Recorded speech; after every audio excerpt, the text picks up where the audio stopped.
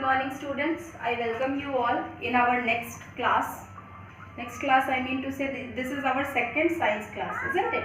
Now that day I had sent you the PPT. I hope you all have seen it. That day I had told you I had discussed about crop production. I had given you the definition of crop. I had also classified the crop plants. I had told you about the Rabi crop and the Kharif crop. I hope you all have studied that. Another thing I want to discuss here is, now moving ahead, I will be discussing today about the application of manures and fertilizers.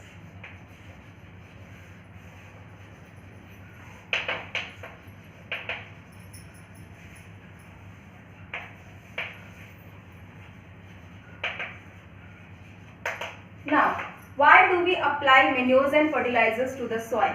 It is because the manures and as well as the fertilizers, they are rich in nutrients. They provide the soil with nutrients, and that is very much essential for the plant growth.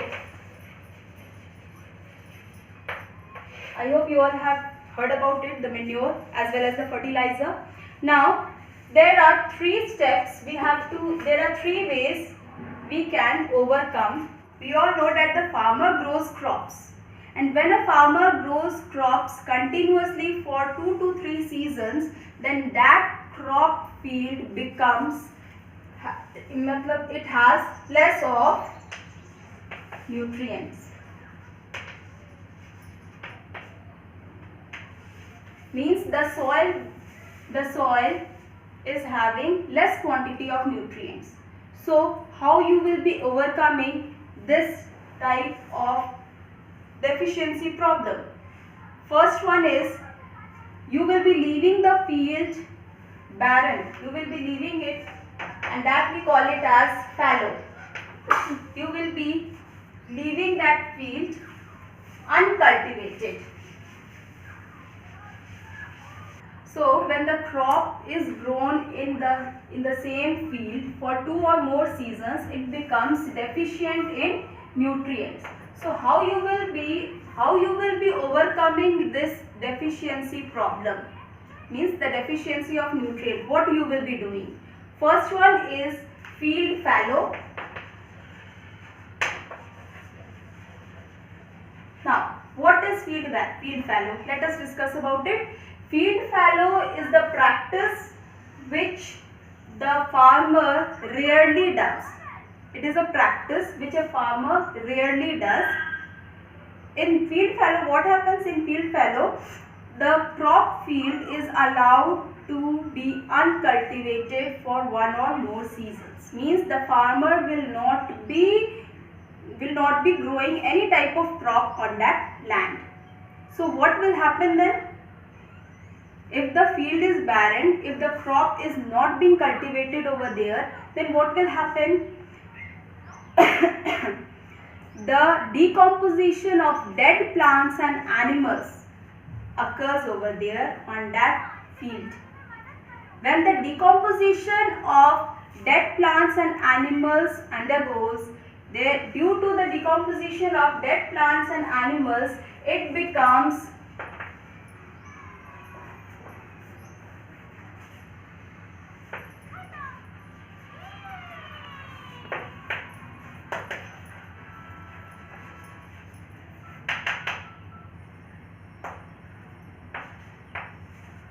So what happens? The farmer is no more growing the crop, means it is fallow. That we call it as fallow. If the farmer is not growing any type of crop, the fertility is increased. How it is increasing? It is increasing because of the decomposition of dead plants and animals which are found on that particular area, on that particular field. So this is the first practice which the farmer is undergoing in order to increase the fertility of the soil. Now I move on to the second practice, that is adding manures and fertilizers.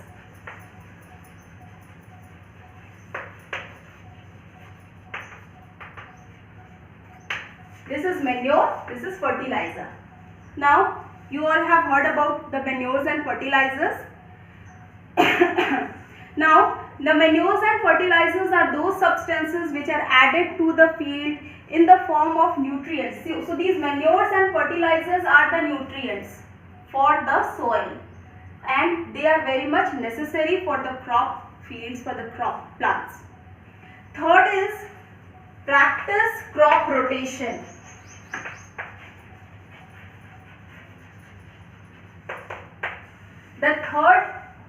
The third practice is crop rotation. We will be discussing about this later in detail. Now we will be studying about the manure. What is manure? Manure is an organic substance. Manure is organic substance which we obtain by decomposition of dead plants as well as animals. So it is manure, and it is generally added to the soil before sowing the seeds. Manures are added to the soil before sowing the seed. Now there are three types of manures. What are the three types? Farmyard manure,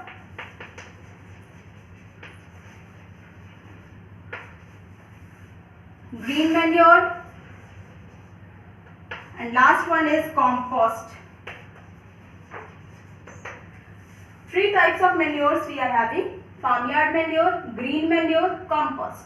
Now what is farmyard manure? We will be dealing with them now. Now what is farmyard manure? Now farmyard manure consists of animal dung, straw and other materials which are found on the field. For example, we are having on the soil, you must be seeing about the Now there are three types of manures. First one is the farmyard manure, second one is the green manure, third one is the compost. Now what is farmyard manure? Now this farmyard manure are those materials which are found on the farm. For example, animal dung, straw, leaves, urine and other farmyard wastes. All the wastes which are found on the farm.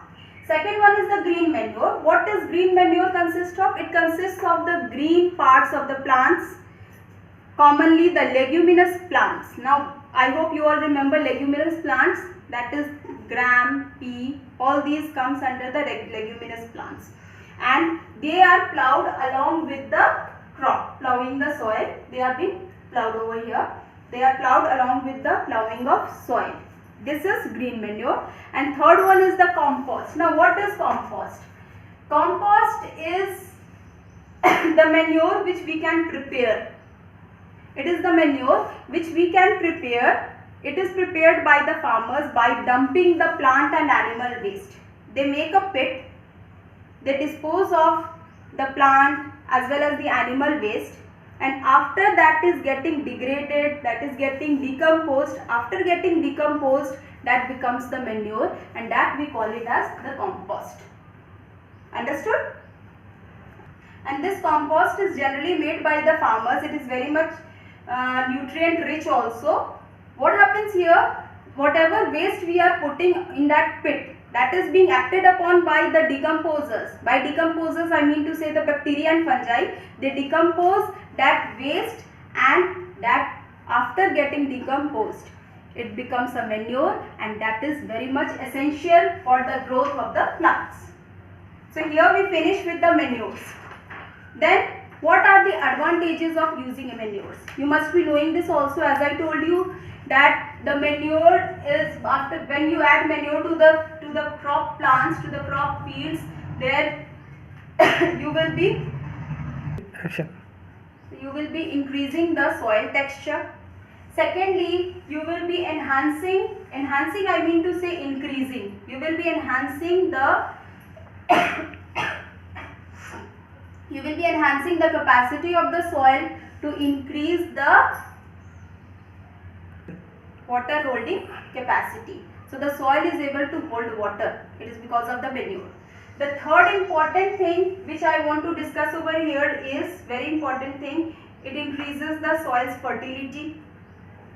And the fourth one, the very important one, that is the use of microbes. When you put manure to the soil, the microbes are being increased, and those microbes are soil friendly, they are also responsible for increasing the fertility of the soil. So here we finish with manures. Now I will be dealing with fertilizers. Now you must have heard about fertilizers also. Now what are fertilizers? Fertilizers are the chemical substances which are prepared in the factories, and they are rich in particular nutrient. The most important, the commonly used fertilizer is NPK. By N I mean to say nitrogen, P is phosphorus, and K is potassium. So NPK is a fertilizer. It is very much essential for the plant growth. It is a commonly used fertilizer. Okay, N is for nitrogen, it is having nitrogen, P is for phosphorus, and K is for potassium. So this fertilizer is what? It is a chemical substance which is prepared in the factory. Okay. The other commonly used fertilizer is urea, which the farmer commonly uses in the fields. Now what are the advantages of fertilizer? The advantages of fertilizers are they are easy to handle, they can be stored easily. Secondly, they are bulky in comparison to manures, they are not so heavy. Third one, they provide specific nutrient to the soil. They do not provide with all the nutrient which is required. Whatever requirement the field is undergoing, that it is getting from the fertilizer. And last one is they are concentrated sources of soil nutrients. Now what are the advantages of fertilizers? The first advantage is you can easily handle it and store it. Secondly, they are concentrated sources of soil nutrients. You are getting soil nutrients over here, and also they are able to provide specific nutrients to the soil. So these are the advantages. Then I move on to the disadvantage. The first disadvantage is they make the soil less fertile. They make the soil, the first disadvantage is they make the soil less fertile. Secondly, they are a major cause of water pollution. You must have studied in earlier classes also. Now what happens when you apply fertilizer to the soil, then that fertilizer with the help of water during the flood or rain, whatever it is, during the rain, if the rainwater takes that fertilizer, those fertilizers are being taken and they are going to the water bodies. So as we all know that fertilizer is a chemical, it is a chemical substance which is prepared in the factory. So those fertilizers are getting to our water bodies, and as a result those chemicals are polluting the water body.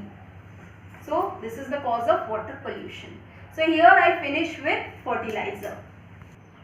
So now we will be discussing about crop rotation.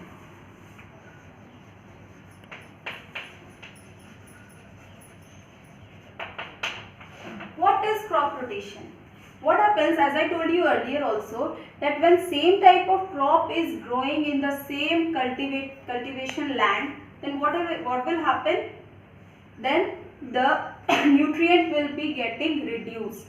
By reduced I mean to say it will be becoming lesser. So as it is getting lesser and lesser, so you have to increase the fertility of the soil. In order to increase the fertility of the soil, the farmer performs this crop rotation activity. Now what is this crop rotation? Now crop rotation is the practice of growing the different types of plants in different seasons.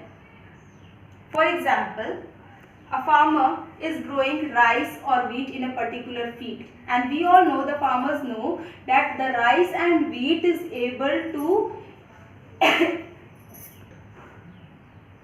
use large amount of nitrogen from the soil. So what will happen if the rice or the wheat which is growing on that particular field, it is absorbing a large amount of nitrogen from the soil. So obviously the content of nitrogen in that particular area, in that particular field in which the rice or wheat is growing, it will be getting reduced. So what will be doing, what the farmer will, he will be doing what? He will be increasing the content of nitrogen in the soil. How? He will be growing the crop which will increase the nitrogen content. For example, he will be growing legume. Now, leguminous crops, I mean to say the legumes are pea, bean, groundnut, etc. So these are the examples of the leguminous plants. They are able to, soya also. Soya I have said, pea, bean, groundnut, these are the leguminous crops and they are able to fix the atmospheric nitrogen. Means nitrogen of the atmosphere. How does it happen? See, this is the leguminous plant, for example. This is the leguminous plant and it is having the roots. These roots are having the nodules. Now these root nodules,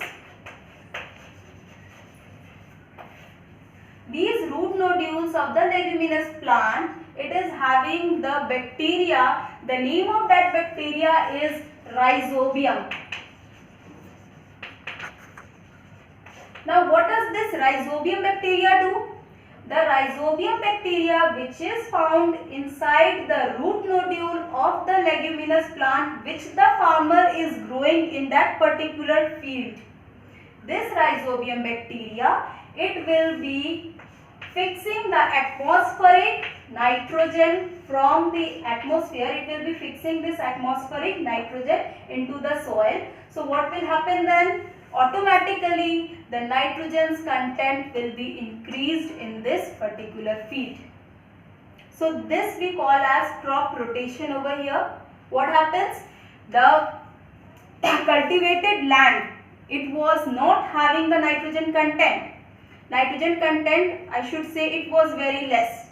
So the farmer has started growing the leguminous crop. So what will happen then?